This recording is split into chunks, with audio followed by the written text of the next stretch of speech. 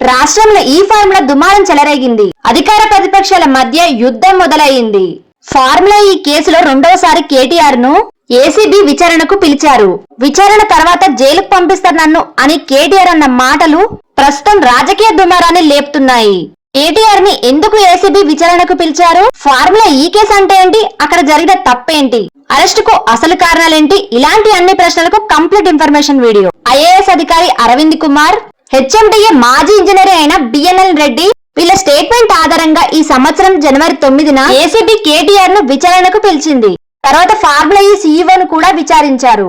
ఈ విచారణలో ఏసీబీకి కీలక విషయాలు బయటపడ్డాయి. వీటి ఆధారాలతో రెండోసారి కేటీఆర్ కు అధికారులు నోటీసులు పంపారు. ఫార్ములా ఈ కేసులో కేటీఆర్ పై అధికార దుర్వినియోగం జరిగినట్టు ఆరోపణ.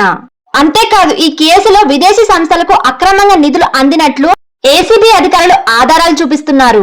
ఆ నిధులన్నీ ఎక్కడివి అని కేటీఆర్ పై ఫిర్యాదులు నమోదయ్యాయి. ఆ కేసుపై దర్యాప్తు ఇంకా నడుస్తుంది. ఈ కేసులో A1 గా కేటీఆర్, A2 గా అరవింద్ కుమార్, A3 గా బిఎన్ఎల్ రెడ్డిపై ఫిర్యాదులు నమోదయ్యాయి.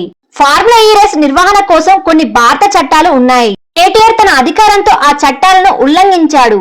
ఎస్నెక్స్ట్ జైన్ ప్రైవేట్ లిమిటెడ్ తో తెలంగాణ ఎంఏయుడి మధ్య 2002 అక్టోబర్ 25న ఒక ఒప్పందం కుదిరింది.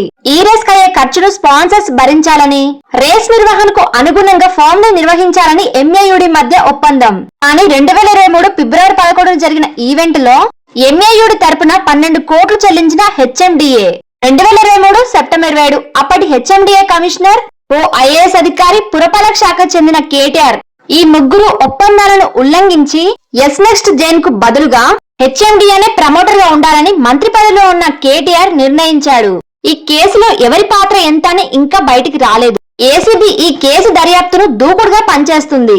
నేను డబ్బులు పంపానంటూ కేటీఆర్ కూడా తానే సొంతంగా ఒప్పుకున్నాడు. ఇక్కడ అధికారం దుర్వినియోగం జరిగింది, ప్రజాధనం కూడా వృధాగా జరిగిందని స్పష్టంగా తెలుస్తుంది. ఇప్పటి వరకు 3 వర్గాలుగా విచారించి కీలక ఆధారాలు సేకరించింది ఏసీబీ. మొదటగా ప్రమోటర్ లో ఉన్న గ్రీన్కో సంస్థలపై సోదాలు చేసింది ఏసీబీ. ఫార్ములా ఈ ఆర్గనైజేషన్ పై కూడా విచారణలు చేపట్టింది. ఈ విచారణలో ప్రభుత్వం, ప్రమోటర్స్ మధ్య ఉన్న ఒప్పందాలలో లొసుగులున్నట్టు కనిపెట్టారు. ప్రభుత్వ సంస్థల అనుమతి లేకుండానే భారీగా డబ్బు పంపకాలు జరిగాయని ఆరోపణలున్నాయి. సుమారు 7 గంటల విచారణ తర్వాత కేటీఆర్ ను అధికారులు విడుదల చేశారు.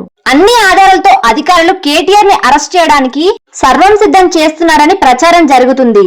అరెస్ట్ చేసే అవకాశాలు కూడా ఎక్కువగానే ఉన్నాయి. దీని గురించి మీరేమనుకుంటున్నారో కామెంట్ చేయండి.